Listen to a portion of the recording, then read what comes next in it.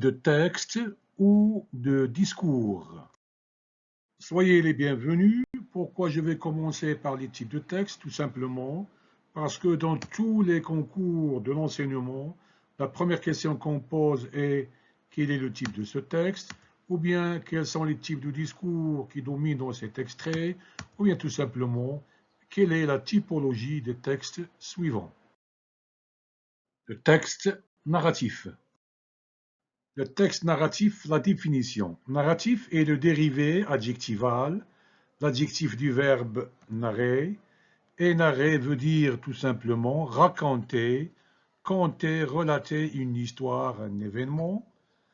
Avant d'expliquer, il ne faut pas confondre le narrateur et l'auteur, l'écrivain. L'auteur est la personne réelle qui écrit l'histoire, le roman. C'est l'écrivain. Et c'est l'écrivain qui invente, qui crée des personnages. Il choisit un personnage et fait de lui le narrateur. C'est-à-dire, c'est le personnage narrateur qui va raconter l'histoire et non pas l'auteur ou l'écrivain. Cependant, l'auteur pourrait être le personnage principal et le narrateur en même temps. Quand il écrit, il raconte sa propre vie et sa propre histoire. C'est l'autobiographie. On va voir cela dans le cours des genres littéraires. Maintenant, j'explique. Le narrateur raconte une histoire fictive, c'est-à-dire une histoire qui n'est pas réelle. C'est une histoire inventée, imaginée par l'auteur. L'histoire aussi pourrait être réelle. C'est une suite d'événements qui s'enchaînent, qui se suivent selon un ordre chronologique. Par exemple, voici ici un schéma narratif d'un texte narratif. L'auteur commence par une situation initiale, c'est-à-dire un début, et termine par une situation finale, c'est-à-dire une fin. Et entre les deux situations, il y a des péripéties. Par exemple, un changement dans la situation initiale, des rebondissements, des surprises, des événements qui se passent. Le narrateur aussi présente des personnages qui évoluent dans un temps et un lieu donné. Le texte narratif pourrait contenir aussi des passages descriptifs, argumentatifs, explicatifs, etc. Ce qui nous intéresse ici, ce n'est pas apprendre par cœur la définition du texte narratif, mais tout simplement d'être capable d'identifier, de reconnaître un texte narratif, de pouvoir repérer les signes, les indices et les caractéristiques qui vont vous permettre d'identifier facilement un texte narratif. Les premiers signes ou bien les premiers indices sont les temps du récit. Quand le récit est au passé, les temps dominants sont toujours le passé simple et l'imparfait de l'indicatif, mais l'auteur pourrait utiliser le présent de narration même si le récit est au passé. Je ne vais pas vous expliquer ni le passé simple, ni l'imparfait de l'indicatif, parce qu'il y aurait toute une leçon sur les modes et les temps de la conjugaison française. Je me contente ici de vous expliquer le présent de narration. La question qui se pose, pourquoi l'auteur utilise-t-il le présent de narration, même si le récit est au passé? Tout simplement pour rendre vivant une action, pour donner de l'importance, de la valeur à un fait, à un événement, à une action, comme si l'auteur invite le lecteur à être présent au moment des faits, être présent avec tous ses sens, avec tous ses sentiments et avec toutes ses émotions. Voici un premier exemple d'un texte narratif. Comme j'ai dit tout à l'heure, quand le récit est au passé, les tons dominants sont le passé simple et l'imparfait de l'indicatif. En jaune ici sont les verbes conjugués à l'imparfait de l'indicatif. Donnez, soutenez, tenez, allez, etc. En bleu, les verbes sont conjugués au passé simple. Fut, appela, empêcha, sauta, fit, retint, etc. Voici un deuxième exemple du texte narratif. J'ai dit tout à l'heure que quand le texte est au passé, les tons dominants sont le passé simple et l'imparfait, mais l'auteur pourrait également employer le présent de narration. Ici, en vert, les verbes sont conjugués au présent de l'indicatif, c'est le présent de narration. Interroge, nie, se réunissent, exhorte, presse, menace, persiste. Des verbes conjugués au passé simple, revint, trouva, emporta. Et enfin, l'imparfait de l'indicatif, étudier, était. On va voir maintenant d'autres caractéristiques du texte narratif. Les connecteurs temporels, on les appelle aussi indicateurs, repères, marqueurs de temps. L'auteur utilise ces connecteurs temporels pour exprimer le temps, pour exprimer l'ordre chronologique dans un récit, comme d'abord, ensuite, enfin. Bien sûr, il y en a plusieurs, vous n'avez qu'à chercher sur Internet, par exemple plus tard, le lendemain, ce jour-là, la veille, etc. D'autres connecteurs spatiaux, ou bien des indicateurs de marqueurs de lieux ou bien d'espace. Bien sûr, on les trouve dans un texte narratif, mais c'est surtout dans un texte descriptif qu'on va les trouver en abondance. L'auteur utilise ces connecteurs de lieux pour situer les éléments les uns par rapport aux autres dans une histoire. Par exemple, là, à cet endroit, plus haut, quelques mètres plus loin, au-dessus, etc. Voici un autre exemple d'un texte narratif. Bien sûr, ici, on va voir ensemble quels sont les connecteurs temporels ainsi que les connecteurs spatiaux. Les connecteurs de temps sont en bleu, d'abord, puis, enfin, autrefois et maintenant. Vous constatez ici que l'auteur ici a utilisé d'abord, puis et enfin. Donc, il y a un début et une fin, même dans un petit passage. Voilà, d'abord, puis enfin. Il y a aussi autrefois, maintenant. D'autres connecteurs sont là aussi, les connecteurs ou bien les marqueurs de lieu, d'espace. Sur, dans, sur. Ici, c'est un extrait de Madame Bovary de Gustave Flaubert. On va voir ici d'autres indices du texte narratif. Le point de vue du narrateur ou la focalisation. Chaque narrateur a sa manière de voir, de percevoir et de raconter des événements. Le narrateur choisit un angle de vue pour raconter une scène, comme un réalisateur de film qui choisit de placer sa caméra dans un coin ou dans un autre, selon l'angle de vue qui l'intéresse. Le narrateur pourrait être un personnage de l'histoire ou un personnage extérieur à l'histoire. Voici le premier type de point de vue, c'est le point de vue interne. Le narrateur raconte les événements du point de vue d'un personnage. Il raconte ce que voit, ce que entend, ce que pense, ce que ressent et ce que fait le personnage. C'est-à-dire l'histoire est racontée à travers un personnage. Voici une petite illustration qui va vous aider à bien comprendre le point de vue interne. Ici, on a le narrateur et ici une maison. La maison ici représente le personnage. On a les deux volets et la porte qui sont entrouverts, c'est-à-dire qu'ils ne sont pas grands ouverts, ils sont à peine entrouverts. Ça veut dire quoi? Ça veut dire que le personnage ne pourrait pas accéder à toute l'antériorité du personnage, mais à quelques caractéristiques de l'antériorité du personnage. Par exemple, le narrateur pourrait avoir accès aux sentiments, aux émotions, aux pensées, aux jugements, aux souvenirs du personnage.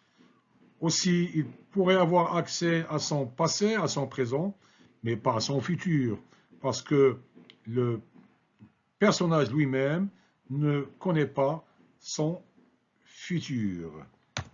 On a ici le narrateur, c'est autant que le personnage. Le narrateur est égal au personnage.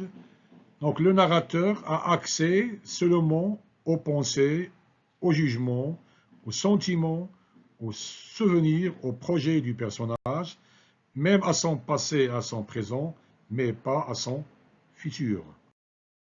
Voici un exemple d'un point de vue interne. Un matin avant le jour, le tétrarque Hérode Antipas vint s'y accouder et regarda. Ici, ce n'est pas le personnage Hérode Antipas qui va nous raconter ce qu'il regarde, mais c'est le narrateur qui va le faire à sa place. C'est le narrateur qui va nous raconter ce que regarde Hérode Antipas, les montagnes, le brouillard, les contours de la mer, etc. Dans cet extrait, le narrateur raconte ce que regarde le personnage Hérode Antipas. On va voir ici un deuxième exemple du point de vue interne. Julien ne pouvait contenir sa joie. Il fut obligé de descendre au jardin. Sa chambre où il s'était enfermé à clé lui semblait trop étroite pour y respirer. Ici, ce n'est pas le personnage Julien qui va nous raconter ce qu'il ressent, mais il va laisser le soin au narrateur qui va nous le raconter à sa place. Le narrateur ici nous raconte ce que Julien ressent, c'est-à-dire que Julien ne pouvait pas contenir sa joie. Ici, dans cet extrait, le narrateur raconte ce que le personnage Julien ressent. Voici un deuxième type de point de vue, c'est le point de vue externe. Le narrateur est un témoin objectif, un observateur.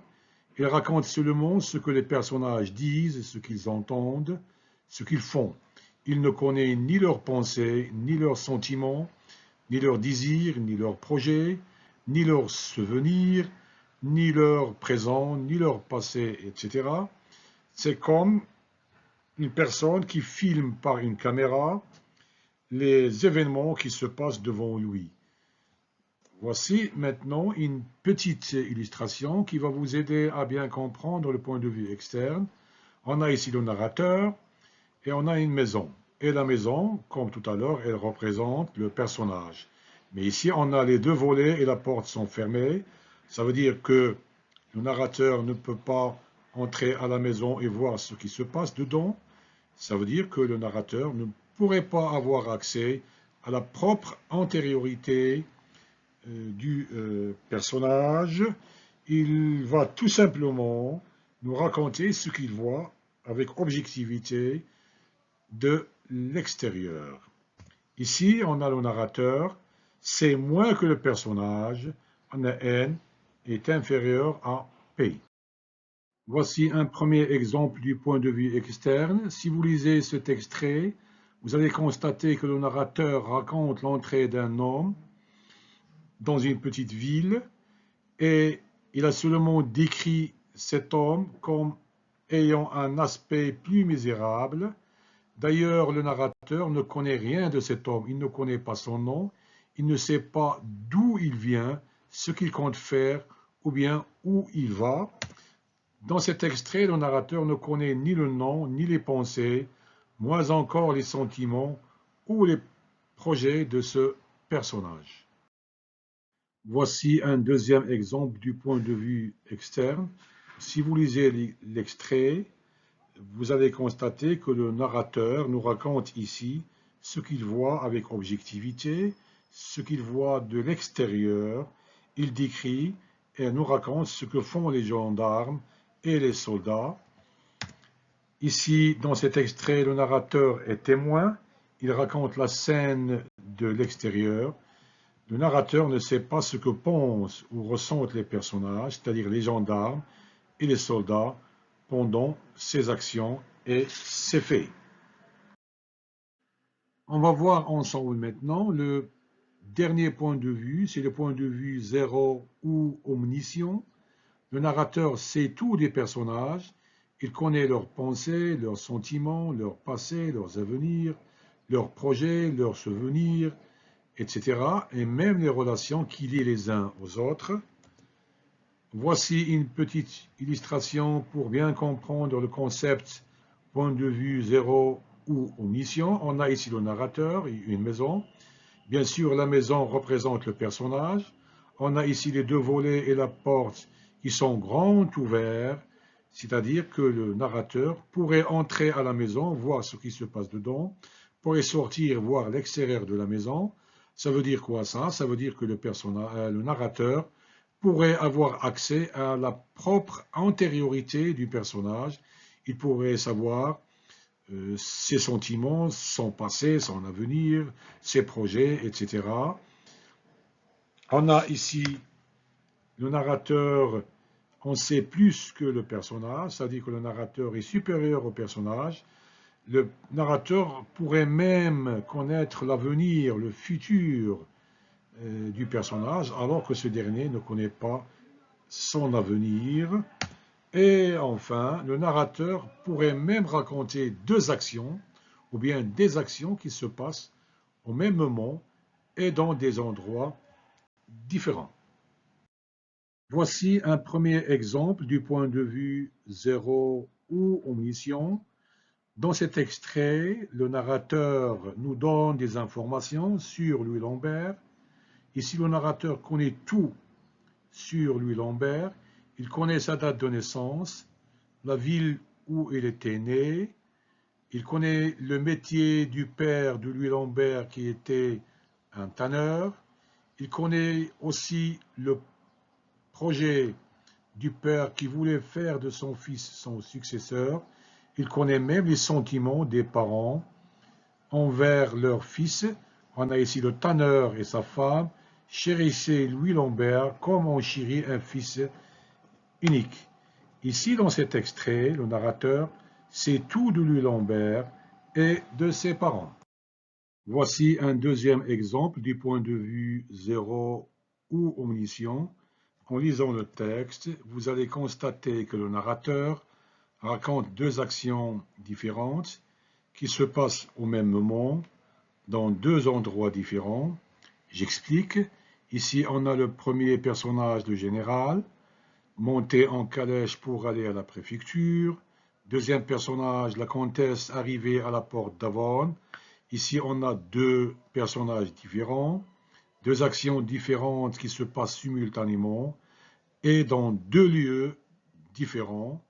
Ici même, le narrateur connaît le passé de deux autres personnages, Michaud et Olympe. Le ménage de Michaud et d'Olympe était définitivement installé depuis 18 mois.